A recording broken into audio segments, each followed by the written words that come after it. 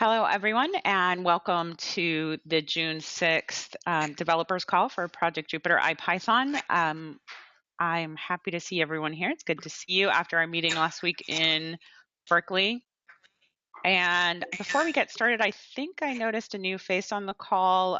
Fernando, do you want to introduce? We actually have two new faces, at least two new people. First of all, I want to introduce Oliver Evans to the team. Some of you met Oliver last week here in Berkeley. For those of you who haven't, Oliver is a summer intern who's working with us here at LBL. Oliver, maybe you want to say a couple things?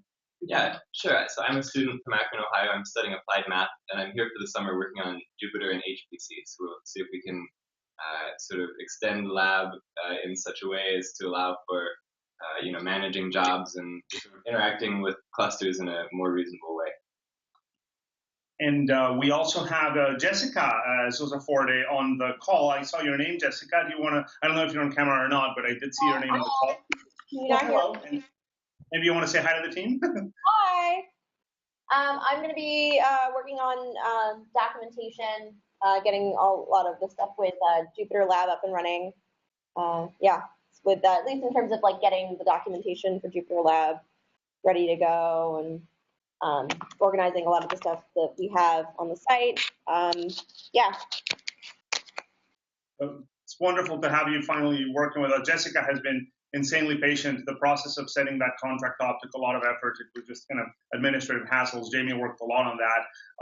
Jessica comes from a background in statistics and machine learning and actually has extensive experience using Jupyter as a research tool. So it'll be really great to have someone who's kind of deeply seeped into the tool, but who also brings a lot of expertise in terms of technical writing to the project, an area where we need it badly. So I think the plan would be for kind of to focus first on Jupyter Lab as an area that right now has very little on the way of more user-facing documentation as a starting point. It's something that we want to start presenting to the public more quickly, and use that as the first kind of concrete deliverable for the process of building a set of user-facing docs that we can also use in the community that can be used to teach tutorials and things at events like Jupyter Days or some of the tutorials that we teach ourselves.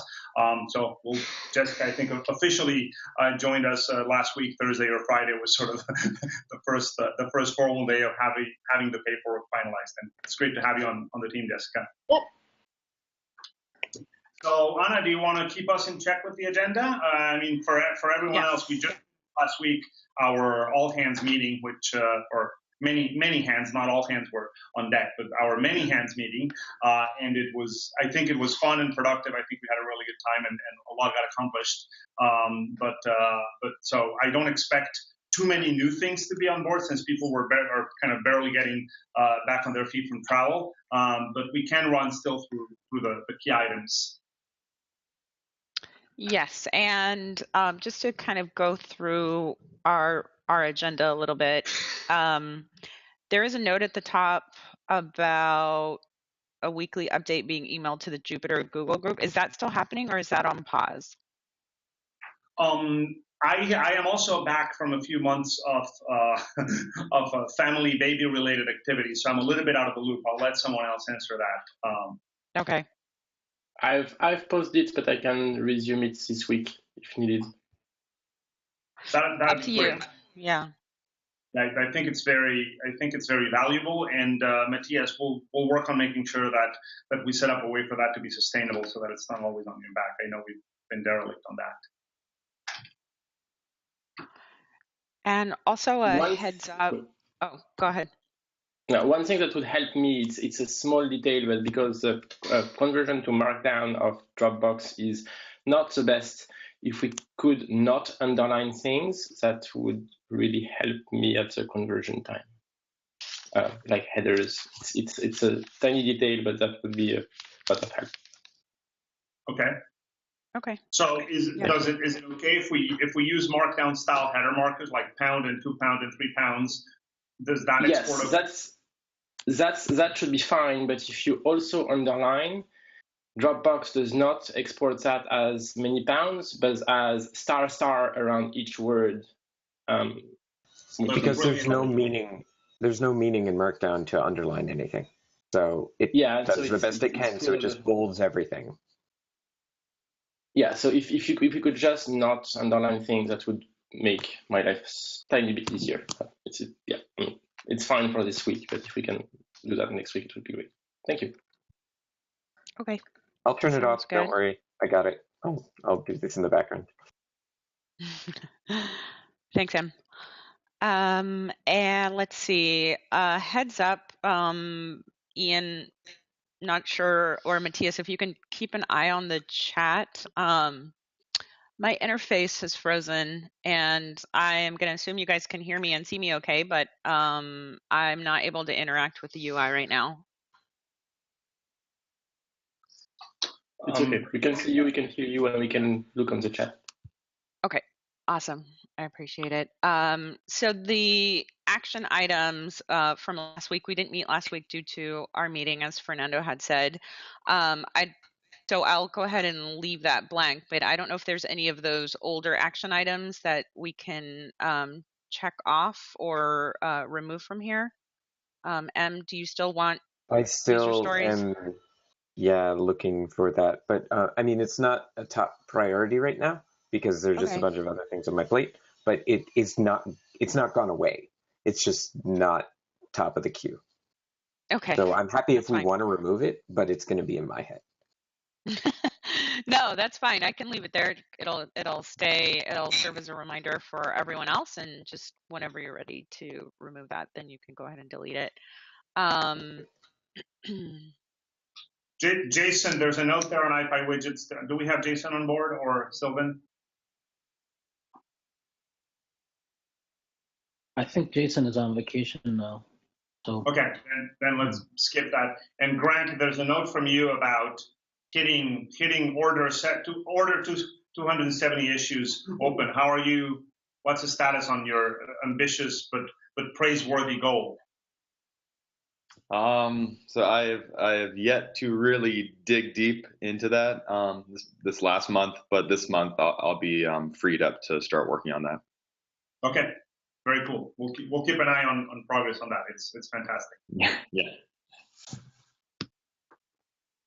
Okay, and then for the folks on the call, the next section in our agenda is actually a question for you, Fernando. This paper file is that accessible by the entire community, or is that limited to the core team?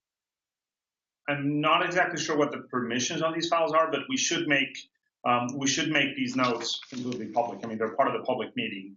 These are our standard public notes. Matthias's summaries are a very nice posting to the mailing list, but there may be links and other things in these files that we should make public. At least just paste it on the Gitter channel, and hopefully They are public.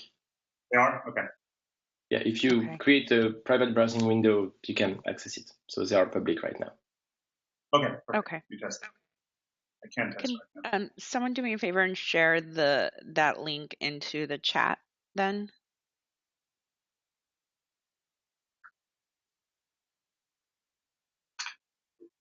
Yep, done. Okay, awesome.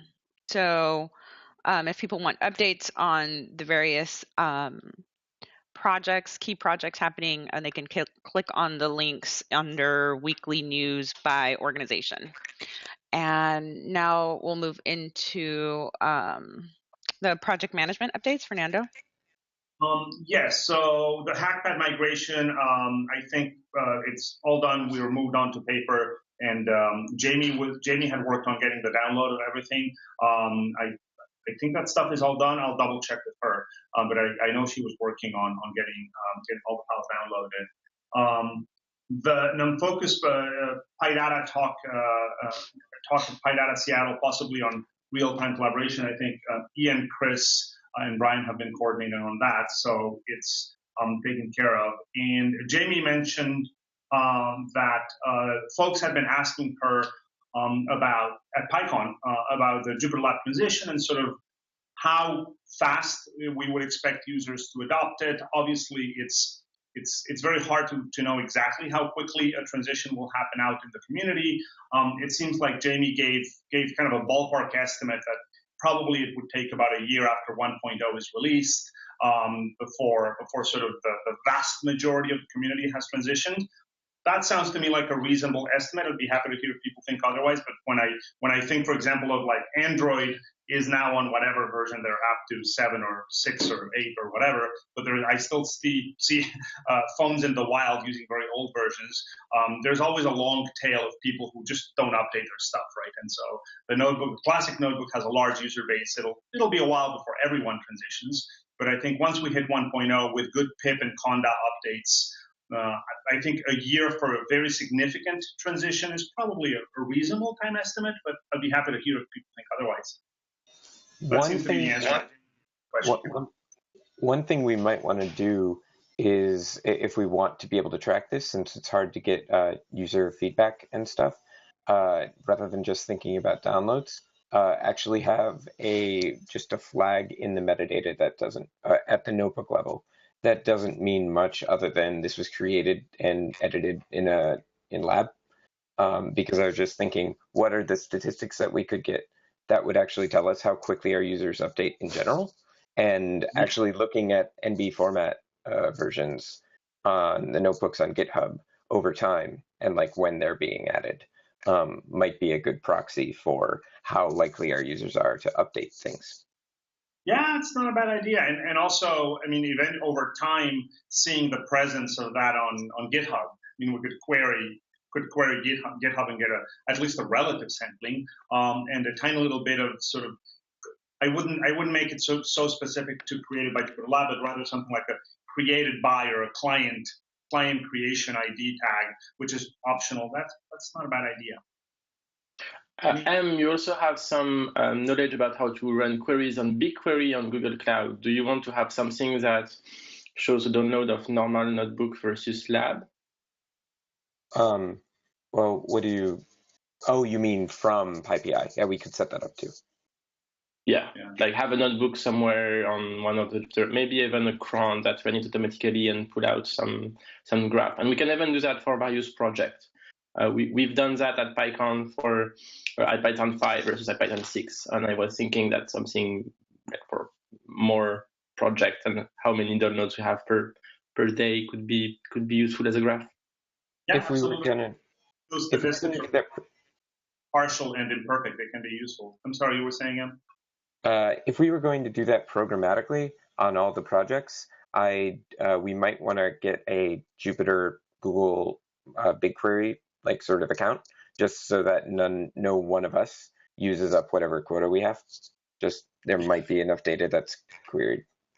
If it's a question of quota, we can pay to have more quota. It's fine. Well, that's what I'm saying is like rather than having in any one person, like having a standard account. Is there one right now? We have a Gmail account. I don't know that we have it set up with quotas, but we can certainly look into that. But we can probably starting to do some basic tests individually is not a bad idea, and certainly recording the client creation ID so that we can track creation with Classic Notebook, with Jupyter Lab, with Interact over time is that sounds like a reasonable thing. One thing you can do is we can use maybe not the binder, the NB. We have some things deployed on Google Cloud, and when you're doing queries, you can use that as a short string. So we can discuss. UV probably have the credential for that are bound to Jupyter. Would it be a step too far to include more information about the version numbers? Like we just want a rough or anything like that, just to give us an idea of in general how rapidly different things are being picked up? Yeah, no, I mean, I would imagine we would record the client ID would record name and version of the client. Oh, but I mean for other Jupyter like packages that happen to be installed. Things like that response is that could get very extreme very quickly. Yeah, but let's keep it simple. Let's keep it simple for now. Sounds good. So if somebody were to open a notebook in multiple ways, would you sort of just make a list of all the ways that this notebook were edited, or just the one that was created with? I mean, we could start with a creator ID.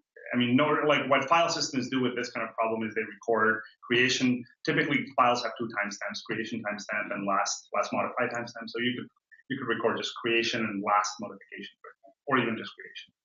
It'll be a noisy statistics, but it'll still be useful. Should we continue with the agenda so we don't spend an hour on this?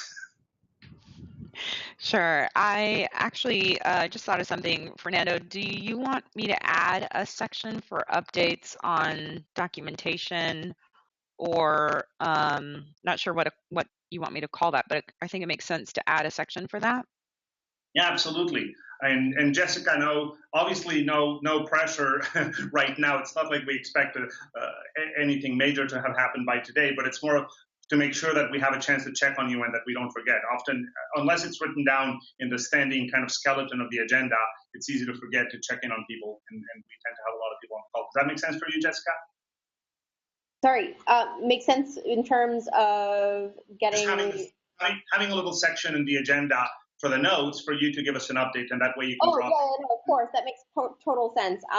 Yeah, no, I mean, for me, I'm literally beginning to ramp up and wrapping my head around the Jupyter demo right now, so I don't have anything.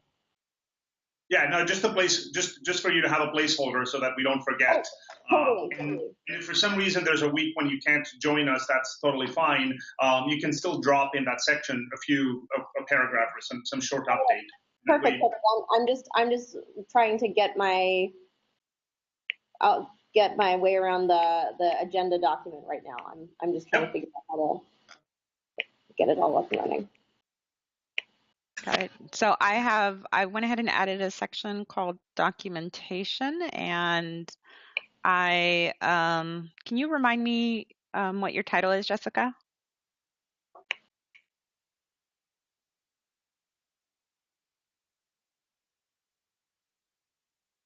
Or Fernando? I'm not sure what happened to the audio. Documentation, just and Jessica's name on it. Yeah. Yeah, no, but I wanted to put kind of in the update what her title is, just kind of saying that she joined. I'm a technical writer. Okay.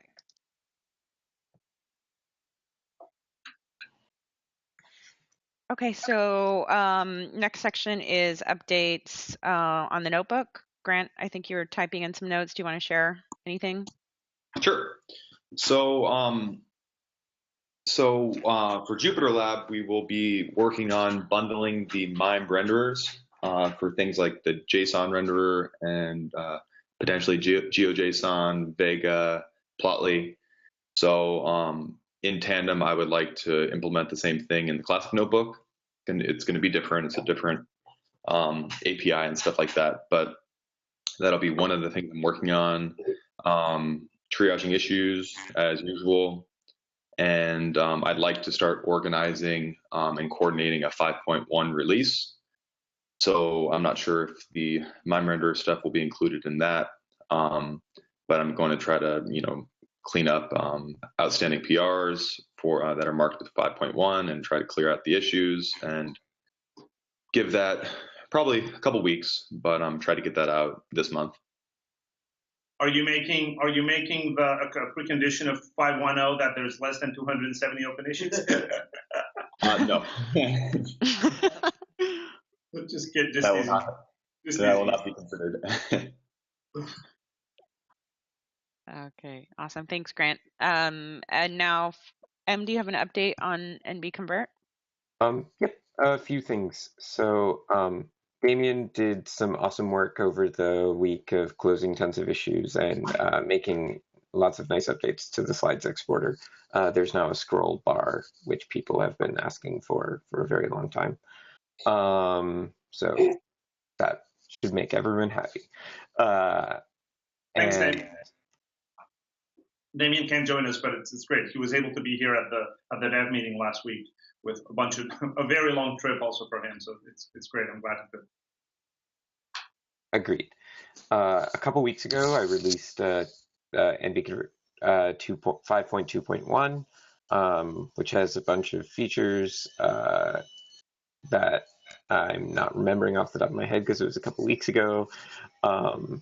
Additionally, nose is no longer in our test base. We cut it off to spite our face. But we're now just using PyTest there. That those are the major things on my mind, or that happened. And I want to implement the tag-based filtering pretty soon. Based off of the conversations that have been happening, it seems like that is a pretty needed part of the larger story.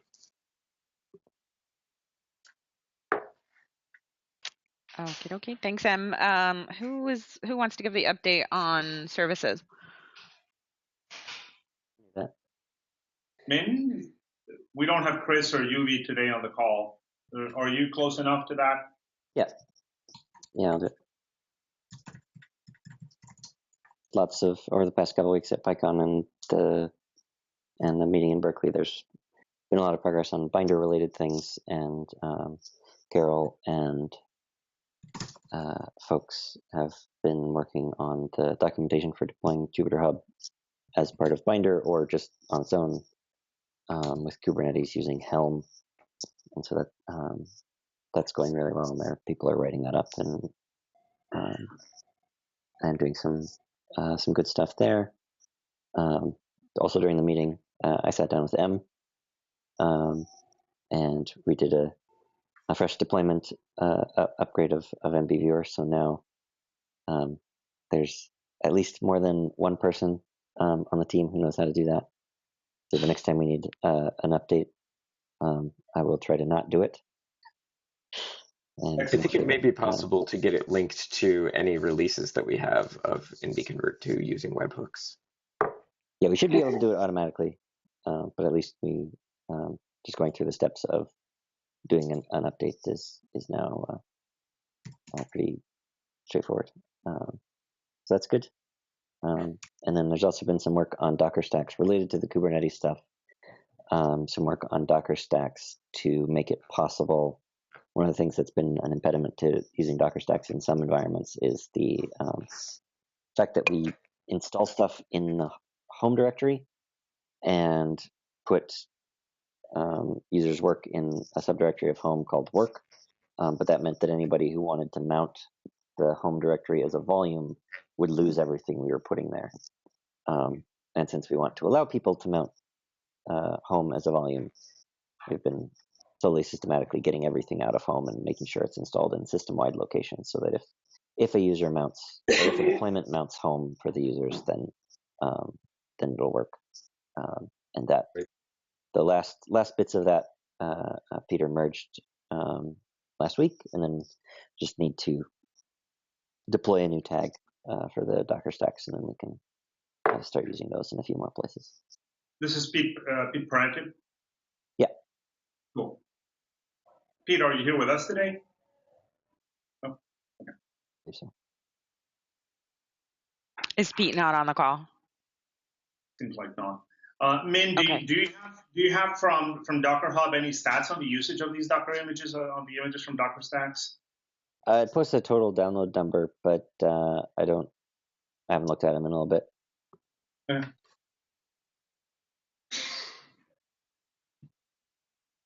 Okay, so since it sounds like Pete is not on the call, we'll skip the next section on the dashboard and related extensions, unless anyone else has an update that they want to share or they know anything about that. Feel free to speak up. Otherwise, we'll move on to Jupyter Lab updates. Yeah. So last week we released version 0.23, and that's got the early support for our RTC that Ian's been working on. We've been rethinking how the launcher works. Basically, we want it to be a bit more. We want it to remember what things you use, and just we want to rethink that user experience. So that work is ongoing. The setting system feature is really close to an initial release. It's only going to be tied to a local storage state database, but it'll at least have the UI for using preferences and the API for using preferences, which means that once we have actual REST API endpoints, we can seamlessly tie it in, but we can have been using the UI for a while to play with it. In fact, after this call, if some people have some free time, I'd like to do just a quick run through because it's sort of been happening just on a separate branch that people may not have seen. We decided that one of the public APIs of JupyterLab ought to be a set of reusable components so that extension authors will have an easier time composing plugins that look and feel like our own. And the way we're doing that is sort of multi-pronged. One is some changes to the Phosphor virtual DOM library that basically we want to support TSX out of the box, and we want to have its API conform exactly to the React Create Component API so that, the React Functional Component API, so that we can basically write Phosphor virtual elements, export them, and just a simple flag in the compilation stage will make them both compatible with Phosphor and compatible with React. And it's not as complicated as it sounds, but it did take some thought to arrive at this solution, and it'll be interesting to see how it ends up playing out. Let's see. Grant, do you want to talk a bit more about any of the stuff that's come up, or is that pretty much the lay of the land? I think what you said about the virtual DOM stuff is good. Yeah, and Brian and I, we actually started to take a look at what it would take to, like, what changes would have to be made to Phosphor in order to enable this. And it looks like it's literally like a couple lines of code within the H function. Brian, any comments about that? I was looking at that PR, and I think one of the things that might have been overlooked is the attribute naming and the style of attribute naming. That's part of it too. That will need to be changed. Yes, so we have to use camel casing, a couple other things too. Yeah. Great. Yeah. So I guess that's. Oh, right. Do you want to talk about the MIME renders? I'm not exactly sure. Yeah. So like I mentioned regarding the notebook, the plan is to bundle the MIME renderers into JupyterLab so that any output that has, application JSON MIME type, for example, will render as a tree, and that will not require users to install additional extensions. That will be built in. The same for Vega and Plotly and potentially GeoJSON. Yeah, and actually also potentially widgets as well. That's something we started to talk to Jason about, and it may make sense and alleviate some of the pain. Basically, to ship Lab and Notebook with a version of widgets. Part of where that one's less clear is widgets is changing much faster than all these other libraries, and so it's not clear which version we would ship, but it's something that we're starting to think about. Before we move off of Lab, maybe I did want to give Ian a chance maybe to say a few more words about the real-time collaboration, because I know that's something that everyone's been waiting for a long time, and Darian mentioned it in passing, but it's something kind of big enough and we all care enough about that it's probably worth saying a few more words about kind of what went in and how it works in the context. Also, because I don't want people to miss this, because we want people to start beating on it now, at least kind of friends and family to start beating on it quickly so that we find out what issues may exist. So I think it's worth. Yeah, so we sort of did a soft release last week so that we could start playing with it. So there's a 0.1 release of an extension to JupyterLab that uses Google Drive as a backend. you can store notebooks and text files and markdown files in Google Drive and collaborate on them and edit them collaboratively. So there's a fair amount that's missing in terms of UI elements and the like, but the basic functionality is there. And if people want to take it out for a spin, try to see what the install process is like, see what the editing process is like, I would greatly appreciate the feedback. And if anybody has any questions for the call, I'm happy to take them. I have a proposal. Do you want to take next week notes in a shared notebook? So we've been talking about doing that for the lab meetings. We can certainly try that in the larger group setting, but we may not be quite ready for that yet. But let me suggest that we're just settling on Dropbox papers like 2 weeks ago. Let's just stick to something for more than 3 weeks before we change it. and I think testing that on the lab document is a great idea. Yeah. But yeah, awesome. Thank you, Ian. Yeah, no, I just wanted to make sure that this was highlighted enough not to be missed. I really appreciate it. Yeah, no, it's good that you called on that. Thanks. It works great. What's that, Darian? I was just saying thanks for calling that out. It's it's amazing to see. Like I think everyone had a pretty positive reaction last week playing with it together, and it'll be good for lots of people to use it. Yeah, I know. And Matthias started working on this a while ago. Then Ian picked up that, and all of you have contributed. It's been a long time coming in, but it's finally here. So I'm very happy. Awesome work, Ian. Yeah. Great. So anything else on Jupyter Lab before we move on to MB format? No, I think that's it. Thank you. Okay. Awesome. So Brian, do you want to talk about MB format? And then not sure if you have any updates on IPyWidgets, but I don't think Jason or Sylvan are on the call. So feel free to take both of those. Okay. Yeah, we started to discuss a couple topics related to the notebook format at our team meeting last week. The first one is work to formalize the metadata for hiding input and output. And there's been some discussion about whether or not that would be in the tags section of the cell metadata or in the metadata one level up in the metadata section itself. Kyle has a PR open, and we're discussing the options there. The second is that we would like to formalize our understanding of what we're calling Jupyter Markdown. And that makes it sound fancier than it is. At this point, what we want to do is simply document the precise Markdown syntax that we support in the classic notebook. And we may, as we document it, discover some weird edge cases that we want to take a step back on. But for the most part, our goal is to just document our current state.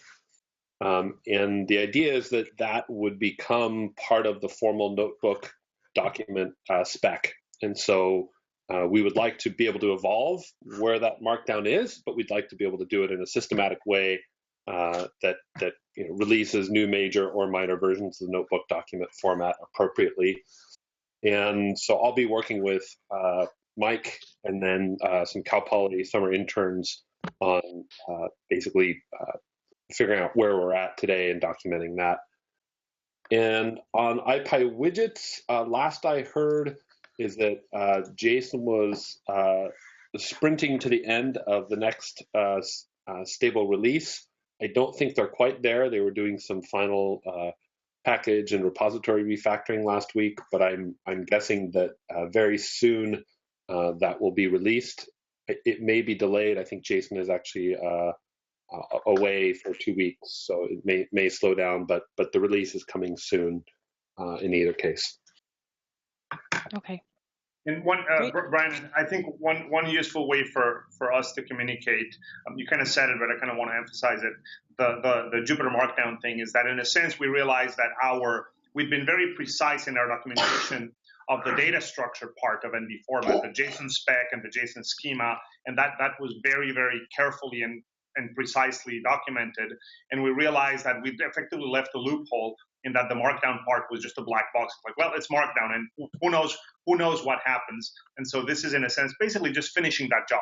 It's sort of finishing the job of completing the specification of what do we mean by a Jupyter notebook document. That means something at the data structure level, and it also means something at the content level. And we're just finishing that. Are we considering doing the input MIME type approach? I mean, like that would really kind of answer this. It would give us forward and backward compatibility. It would let other people build other stuff that was not markdown. It would let us build structured code editors.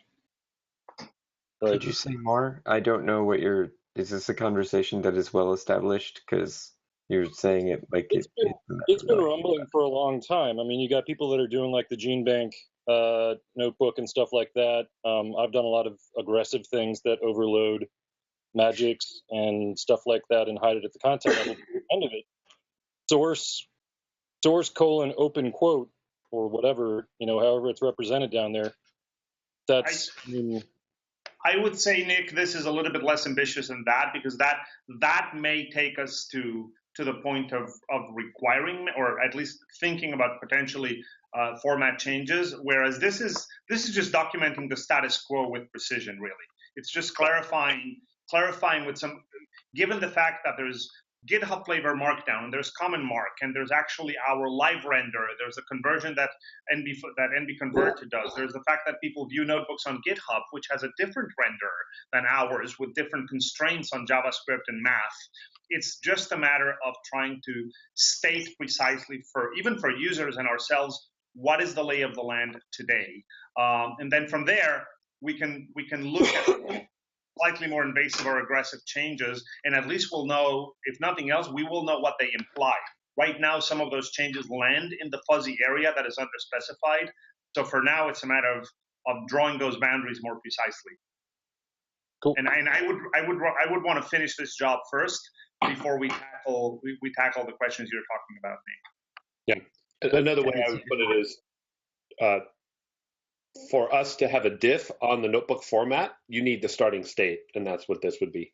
Yeah, ours has one piece that is foggy, and so we can't do a diff on something kind of foggy right now.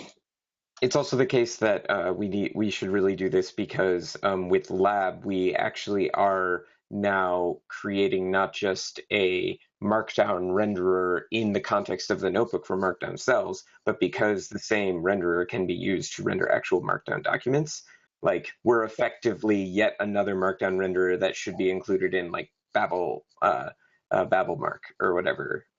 So trying to be precise and understand what our state is going to be helpful. Yeah. And I just noticed that our quick and short meeting is already, we have 15 minutes left and a ton of agenda, so we're probably going to have to be a little bit quicker on the remaining items. And sorry, because I know I've been the one talking a lot, so I'm going to shut up and let us race through the agenda. No, that's okay. I think we're doing okay. We have Jupyter Hub and IPython updates, and then we can go quickly through the events and then the releases, the past ones and then the expected ones coming up. So Min, do you want to give an update on Jupyter Hub? Carol is traveling. I think she's keynoting PyCon Taiwan. Yep, I mostly touched on it before. We've been doing a lot of work on documenting, deploying with Kubernetes and similar. And then we're working on polishing the few remaining features for 0.8 so that we can get a release of that out relatively soon. That's it. Okay, great. Thank you. Matthias, IPython? Or Fernando, you have a question? Just for Min, as a quick flag, now that we do have Jessica on board, it's probably a good idea on kind of documentation work to just keep her in the loop, since now that'll help her get a lay of the land of what's happening documentation-wise on the various projects. Yep. Great. So the current projects are some kind of standalone documentation things called 0 to Jupyter Hub that are like a narrative step-by-step going from 0 to installing Jupyter Hub and getting it running on Google Cloud, and these are dedicated repos for going through that process. Great. Okay, now Matthias, do you want to talk about IPython? Yeah, quickly. So I released IPython 5.4, which is Python 2 and Python 3 compatible last week, as well as 6.1. I also immediately released a 5.4.1 because 5.4 was broken. So if you have issue, please re-upgrade. I will look at the download statistic on PyPI to see how the migration to Python 3 only is going. We already had some curves at PyCon, but because when you have pip9, it say, well, there is no compatible version, I'm not going to upgrade, and we don't have any statistics on people downloading. I mean, we don't have good statistics on people downloading from Python 2. So I hope that releasing 6.1 and 5.4 at the same time allow us to compare the two curves and download on both Python 2 and Python 3 and give us more insights on the transition. And I will probably work with M to have these download statistics for all the projects at once. I'm working on having call signature in IPython so that when you complete, the completer gives you the current argument of the function you're completing. So it's can also impact IPyKernel and the new private key we added that have lots of information on completion. And in particular, I'm thinking about, especially for really, really long signature, how to send them to the UI, because it can look quite ugly if you have a function with a signature which is like hundreds of characters long. And there are also some question of naming of these keys to be more cross-language compatible. Because right now, if we have a PR against IPyKernel which is proposing to call that signature. I was thinking of maybe renaming it to something more general, like right extra, so that we can have a left extra, which is something which is shown either on the left or on the right of the completion in the UI. I would like to have feedback on that. I've put a link in the Dropbox paper notes. We had someone who want to have inline images in the terminal, so it's possible because some terminals can have inline images, and so we are working on having hooks in IPython to say, well, yes, I can display inline images, and more generally, you might want to display a given MIME type in the terminal using an external viewer. Like, for example, if you're on macOS, you can trigger programmatically quick look, or you can call the GIMP if you have GIMP installed or Inkscape or whatever. And one thing we were thinking about is because Jupyter Lab and the Untrack folks are working on having a MIME renderer, can we have a standalone election app that is able to display all the MIME types that Jupyter Lab and Untrack can handle? And so if users have that installed, they can register it in their configuration, and then IPython itself can display all the Vega Lite plots and everything, not inline, but at least open a side window, which is able to show these rich peer review. Of course, it would have to be opt-in, but I'm just leaving that here for people to consider. Kyle had already played with something like that and called it Sidecar, but now that we have this nice modular architecture where things can be shared between front ends, it might be something easy to do. I don't know. I don't know enough about electrons. Just a heads up. Yep. One way to think about implementing that would be to tackle it with another thing that we've thought about, and that is enabling the notebook server to connect to kernels it did not start.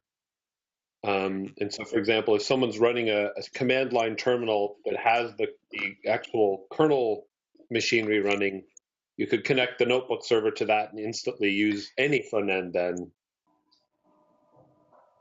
Yes, but pure terminal IPython does not start a kernel. It's an in-process kernel. There is no ZMQ communication. Because of other things, like in the two-process kernel, you can't, for example, do bang, vim, and edit things in your terminal. So I think it makes sense to also have a standalone application, also because most people don't, many of our users don't use a notebook. We still have a wide majority of purely, I just want IPython, I don't have IPyKernel. and they just want to register external viewers. I'm just thinking that if it's cheap to make an app that can just display most of our MIME types, it would be great. But won't you still have to do some sort of network protocol for that to get the data over? Nope. Right now, the PR work right now. The PR is right now using an environment variable just for images. What you do is you shell out, for example, on macOS to QL manage -p, and if the file is understood, it will just pop up a preview using macOS Quick Look. Ah, okay, got it. So using an established process communication method. Yes, and if it's pure Python, you could use it in pure Python for inline. It's our way of doing it. But I was thinking just a standalone application, and especially since now there is this new lightweight Electron, which seems to start to be a thing. We might have something which is not hundreds of megabytes to download.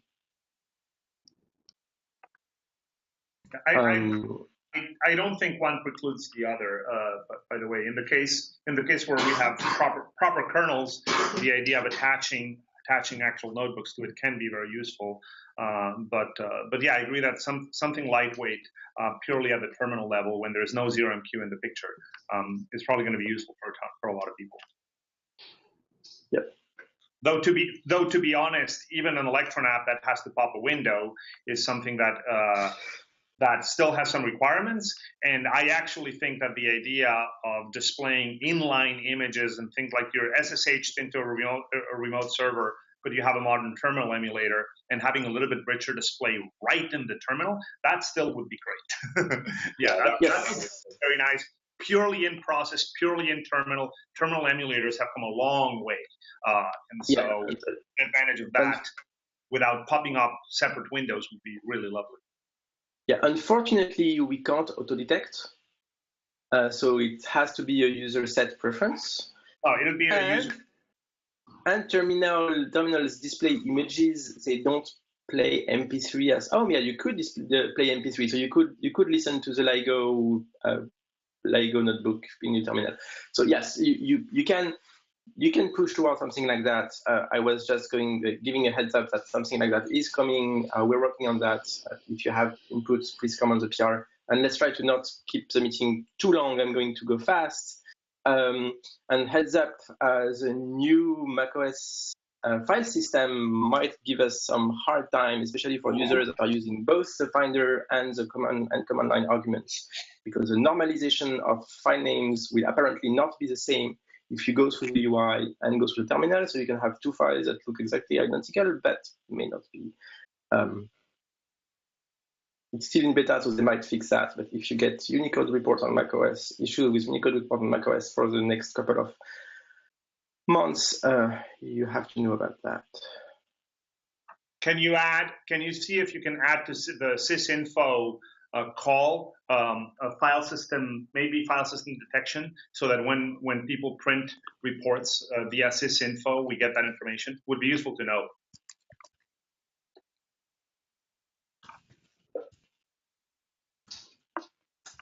Okay. Thank you. All right. Anything else on IPython before we move on? Nope. Okay, so I think I'm going to ask people to go ahead and read through the agenda on any other technical topics. I'm not sure who put the note in about the Traitlets 5.0 release. Fernando or Brian, if you want to add some notes into the governance update section, that would be good. Otherwise, related to conferences, please continue updating the project calendar on GitHub. There's a link provided there, so you can keep adding new events that you're speaking at or that you want to share with the community. A quick note or highlight for JupyterCon: the financial aid application for students who are interested in applying. If you know any students who need some financial help getting to JupyterCon, that application is due June 16th. There's a Google form that's been set up and that's linked within the agenda, so please push people to apply. That would be great to see lots of applications there. We just had our team meeting last week in Berkeley, and we're planning for the fall event. I sent out a link to a survey with some ideas. Please respond to that by today. We're going to start looking at venues and trying to finalize plans by the end of this week, since that's coming up really quick. There should be some new events. Feel free to add bullets to the agenda section if you have events that you are going to be speaking at, so that we can highlight it for the community next week. And there's the list of the already announced events also in the agenda. So Jessica, go ahead, Jessica. Yeah, can you just make sure that I'm on that email list, because I don't think I've received that survey. No, I actually don't have your email, so I will get that from Fernando and forward to you. Okay. And then one quick note is that it would be great if people kind of share and tweet, etc., the student support link. We really do want students to know that we really are trying to support their attendance as best as we can. So please share that with your students. Yeah, definitely. So action items for this week is, I think added something here. You're welcome to talk about it, but if anyone has anything else that you want the team to undertake this week, please add that to this section. Em, do you want to talk about what you've listed there?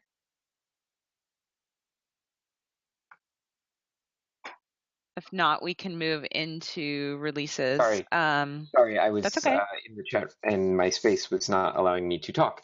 That was just a thing that I was putting, that we should put a metadata field before the point of a Jupyter Lab release, something about a created with client metadata field in the top level information about the notebook, so that we have a chance of detecting the uptake of lab and have an idea of that, sort of inspired by the, we wish we had actually released IPython 5.3 or 5.4, I forget which one, at the time that we released IPython 6.0, so that we'd be able to detect the changes in people updating to both of those, having some handle on this, not just downloads though, but the use and the creation of notebooks in the different clients would be a good idea. Okay. I think there might be 2 or 3 days left to make a call to submit a tutorial at PyBay. I don't think we have anything Jupyter related. It's beginning of August. Yeah, and you probably will already have a talk ready for end of August. Do you want to make a submission about Jupyter Lab real-time collaboration? Let's talk about that offline today.